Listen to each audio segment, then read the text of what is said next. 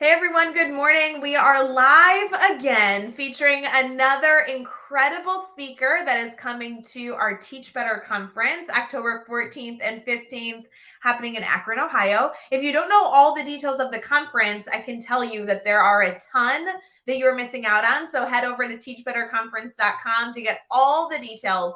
But one of my favorite parts right now is that the team is headed live multiple times, probably over 130 times between now and September to feature these incredible spotlight opportunities for you to get to know the speakers a part of the conference. You can actually see the entire lineup and full schedule over at teachbetterconference.com. And our hope would be that as you're choosing your sessions, you get to know really what these sessions are going to be about, everything from content to how the presenter actually shares their story. So these lives are a great opportunity to get a little taste of what the conference is going to be like. We'll be right back as we dive into this incredible speaker, which I know a lot of you already know and love. And make sure that you participate in the comments, say good morning to us as we're getting into the conversation, and let us know if you have any questions as we get into this conversation. Hey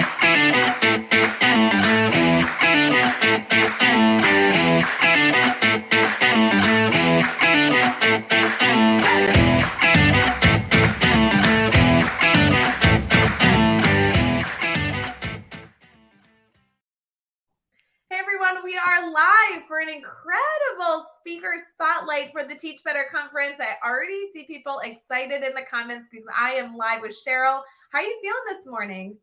I'm good. I'm energetic. I am just so happy to be here. I was mentioning to you, Ray, so I've been a part of the Teach Better community for a while, but this is my first official live with Teach Better, which Can't is believe amazing. that. I cannot believe, because we've Zoomed so much, we've seen each other in person, we've collaborated a bunch. I Yeah. can't believe this is the first time that you've been Yeah. live with the team, but I guess Yeah. congratulations, welcome. Now you're an official live stream veteran. Yeah, there we go. I love it. Cheryl, I know a lot of our community will already know you because of your work in education, and also you're very involved in the Teach Better community. But will you tell us a little bit about what you do in education and how you're involved in Teach Better? Yes, absolutely. So, hi, everyone. My name is Cheryl Graff. I'm currently based in Chicago and I am a special education teacher. I've been a special education teacher now for 5 years. I've taught in suburban schools, urban schools, right now in the city of Chicago at a all arts charter school, high school, which is amazing. Also, I have a lot of certifications in educational technology. So I'm a Google certified trainer, Wakelet ambassador, Bunsey ambassador, Flipgrid, Kahoot ambassador, all the things, ISTE certified educator, Microsoft innovative educator expert. So lots of credentials. And I am a Teach Better ambassador. I got involved actually from meeting Ray and Jeff at the Illinois Digital Educators Conference a while ago. I think back then it was called something different. I don't remember what it was called, but I met Jeff and Ray a while ago. I think it was four years ago, and they got me excited, involved into the Teach Better community. So I'm so excited to be here, happy to be here, and just share what I'm going to be presenting at the conference and things that I've been doing lately. Cheryl, it's been so wonderful having you be involved in the team, especially as you just continue to be such a connected educator. Obviously, you just listed all those credentials. I know so many educators are listening into this being like, oh my God, how does she do it all? And that's kind of the fun part. Over the years, growing yourself as an educator, growing your community. I'm thrilled that Teach Better, and especially a part of that ambassador program, is on your list of credentials and groups that you like to hang tight with. I appreciate it. Absolutely, absolutely. I also forgot to mention too, now I'm getting involved more with leadership as well. So I went to Michigan State University for my bachelor's and master's. Go green, go white. I'm a big MSU fan. And recently I've been hosting pre-service teachers in my classroom, pre-service special education teachers in my classroom.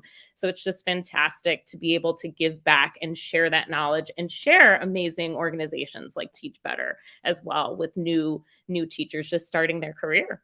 Yeah. Oh, Cheryl, you're doing it all. I love it. I think that anybody in this phase of striving in their field to share and learn and connect is such a magical spot. So I'm thrilled to hear that you are taking full advantage. You are now officially a speaker at the Teach Better Conference, which all of you listening can get full details over at teachbetterconference.com. This event is in October, and we're really excited to feature a lot of different spotlight speakers a part of our live stream so that all of you listening can kind of get a taste of what these presentations are going to look like.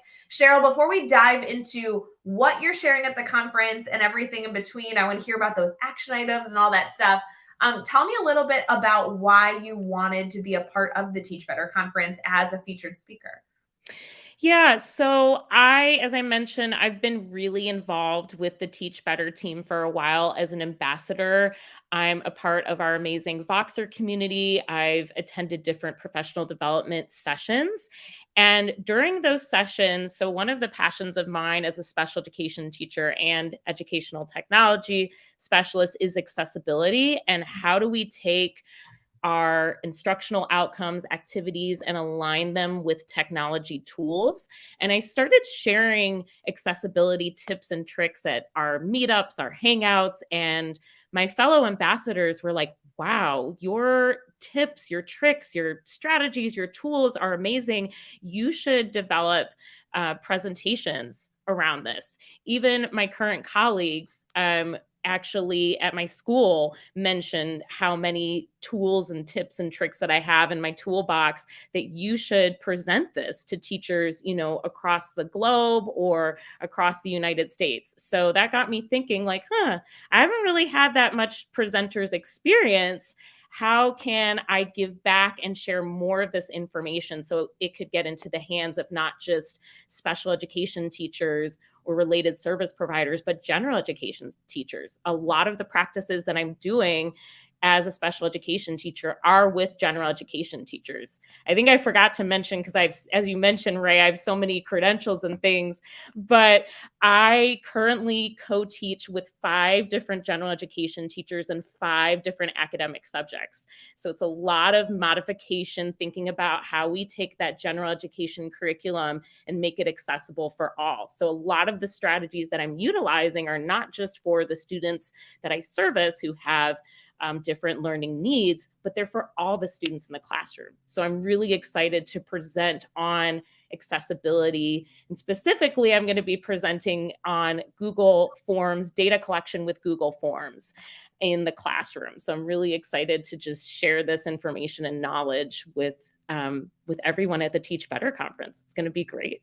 Cheryl, I know you kind of alluded to it in your description there, and people in the comments are already eating up this concept. I know every single educator has an opportunity to learn from this topic, but just to reinforce this, if somebody's listening and thinking, is Cheryl's session going to be the right fit for me? Because if you look at that lineup, if you look at the schedule, there are a lot of sessions to choose from, and it's going to be tricky to figure out which you're going to get kind of like the biggest bang for your buck. So who's the audience? Who's the educator that's going to really be able to take a lot away at your session? Yeah. There are many amazing educators at the Teach Better conference, some who are veterans, a little bit more experienced than me, but I will say my session is really geared towards administrators. It's geared towards educators. It's geared towards someone who is really continuing to work on or maybe struggling to figure out how to collect data on their students who might have multiple learning needs in their classroom. Yeah. I am all for paper and pencil. I mean, personally, I'm not a paper pencil gal. I'm not saying that paper and pencil data collection is bad. I'm saying that with Google Forms and the technology that's available to us, we can collect so much information in real time and instantly. I work with paraprofessionals on a daily basis. I communicate a lot with my families, and having that data easily accessible on a Google form and being able to just pull it up anytime, collaborate, and share with whoever is on my team is just really, really valuable. So I encourage, if anyone is interested in learning about the latest ways to collect data or how we can structure our data collection so we're not just gaining information about the student's academic performance, but gaining information about the student's social emotional learning needs and their learning style to attend my session. It's going to be really, really informative. And there's also going to be a hands-on component too. It's not just going to be me standing up there and talking. I really want my participants to be able to practice making a Google form, thinking about a particular student, groups of students, or maybe their class in mind that they could collect data on. I have to tell you, Cheryl, when I think data, I think boring. And I really am appreciative that you have chosen to go live to tell us about your session, because I think there's a misconception as people are reading some of the descriptions that they're going to look here and say, ugh, more discussions on data collection. Like, please, like, get me anything else, right? And I think the reality is that your approach in data collection isn't just to collect data, but how do we do it efficiently, effectively, and then actually go do something with it, right? It's not just something that somebody from the top down is saying, make sure you go collect this information, but how can you as an educator utilize it and also not have it interrupt everything else you're already juggling as well? Absolutely. I think, yes, data collection gets a bad rap, unfortunately, but you have to find a system that works for you. And I feel with Google Forms, unlike paper and pencil, you can find a method that works for you. And that's really the goal of my session, is to not say, this is how the Google form looks, but I'm going to give you these tips and tricks and strategies of how to set up your Google form for the specific thing that you're collecting data on. So I think that's really exciting, and that gets participants really engaged and to think about data differently, as you mentioned, Ray. Well, and everybody right now, right? It's July. If you're watching this live with us, maybe you're watching this months and months later, but right now, educators are thinking through how do they want to spend their time in the fall, and choosing to commit time to travel to possibly another state to attend a 2-day conference. It's a big decision. There's a financial burden, there's a time component, and we want to make sure that educators that choose to be a part of this, really fun, in my opinion, family event actually get some strategies to take away. Cheryl, to me, this is one of those sessions that you make sure you add on your schedule so that you can come back to your school the following week and actually have something to give other people, action steps, tips and tricks to bring not only for yourself to utilize, but your colleague down the hall, your leadership team, kind of everything in between. What's your perspective on that? I agree. I agree. There's going to be lots of different templates that I'm going to show individuals in my session. Again, you don't have to use those templates. I always tell participants, because I have done this session a couple of times at different conferences in my state, you don't have to use those templates. It's just to give you some ideas of how to structure those templates. Even at my current school, we've actually utilized those templates in our department, in the special education department, and people have customized them for their specific students that they're collecting data on, or a particular group of students. So it's been really great to see that in action. We've even developed a resource hub online where general education teachers who may not have all the data collection experience that we as a special education department have can go in and take these data collection forms, make a copy for themselves, and remove or add different questions that they want to use to collect data. So I think what you said, Ray, is fantastic. And it's definitely, this session is going to be very informative, and there will be lots of resources to take away from it. So good.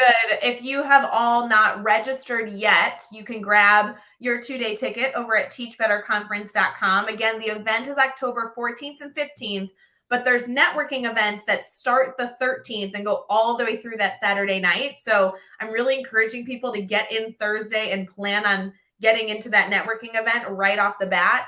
Cheryl, I do want to make sure they reach out to you, though, because as a spotlight speaker, you have a code that gets them a discount on that 2-day registration. So I want to make sure they know how to get in contact with you. So anybody listening right now that hasn't officially pulled the trigger to plan their travels this October can get that little discount. I'm always about like not paying full price. So any Yeah. discount's a good discount. How can they stay connected to you? I know you have your social media handle up, but what's your favorite social media? How can people get more information? Yeah, so I am everywhere. I am on Twitter at Miss Graff's Room. You can find me on LinkedIn as well. I do a lot of posts, a lot of connecting through LinkedIn. I am on Facebook. It's kind of hard to find me for various reasons.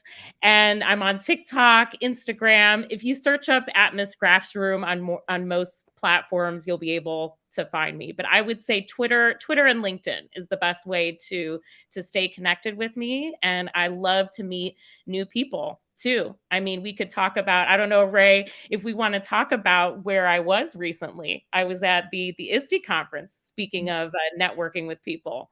Yeah. It's been great. I'll go into that a little bit about just connecting and staying in touch with people. So recently too, I was at the ISTE conference. If you don't know what that is, it's the International Society for Technology Education, ISTE. I hope I got the name right there. The ISTE conference was in New Orleans in late June. And I was lucky enough to go and attend and also present.